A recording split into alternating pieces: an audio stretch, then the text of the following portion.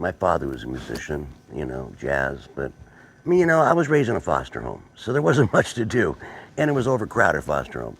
So I had there was a little turntable in the garage, and I bought my first singles, and I'd go out and buy little 45s. And I remember the first record I ever bought. It was called Incense and Peppermints. I ended up getting a guitar in a hawk shop and listening to records, and it was the 60s, you know, so I was listening to, I remember the Cream album came out, I flipped out, I said, oh my God, this is amazing, Fresh Cream, and then Jefferson Airplane and all that. Plus I lived in Lake Tahoe, and it was only a 2-hour drive to San Francisco. So I had friends that had cars, and we would drive down to San Francisco and go to the Fillmore. And I saw everybody from The Dead, Jefferson Airplane, The Doors, Jimi Hendrix, and I was like 13. And as you know, in Lake Tahoe, it snows 8 months out of the year. There ain't shit to do in Kings Beach, North Shore.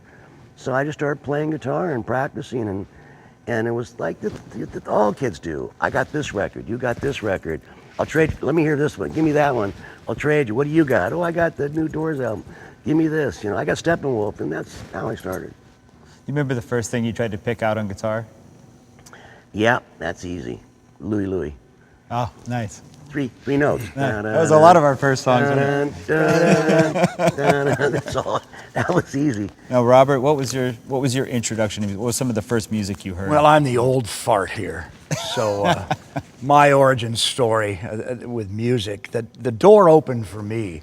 My dad had a friend, B-29 pilot. There's an American Gothic right there, but he had a son who was slightly older than I was, and he was the cool kid, you know. And I like going over to visit because I get to hang out with the older guy, you know. And he had the coolest shirts, the vertically striped shirts. So you'd wear a black muscle tee or a turquoise muscle tee underneath, and a bracelet, an ID bracelet.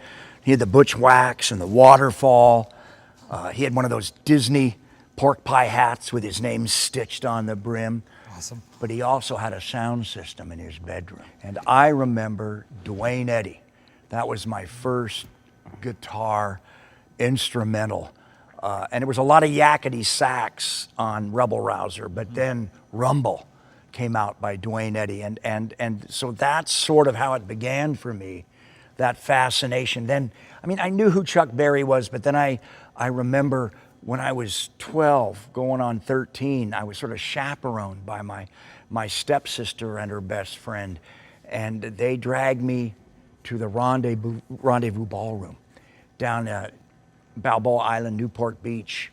And it had been a big band venue, and it turned into this sort of hardcore surfer stomp rock and roll ballroom. And I remember being in there when Dick Dale would let go live, extended, you know, improv riff, you know, on Miserlou.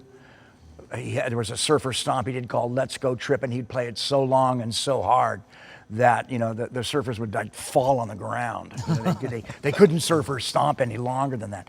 And then coincidentally later on I did a film called Ford Fairlane, and I remember being at the top of the Capitol building with Priscilla Presley and Wayne Newton.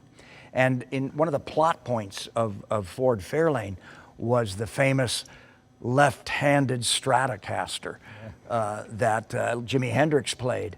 But I think they might have had a special V-wing Gibson that was rigged for him too, up there. And I think I kind of remember it sitting in Wayne Newton's lap. And Wayne Newton is a phenomenal expert on rock and roll because he's been the witness to all of that throughout his career. He's been adjacent to that along with his own career, especially all of his years in Vegas. That great electric guitar becoming this kind of accompanying soundtrack for your life and your experience. And obviously, it like Bernard Herrmann is to Hitchcock, rock and roll and the electric guitar is to a lot of horror movies too. Sure.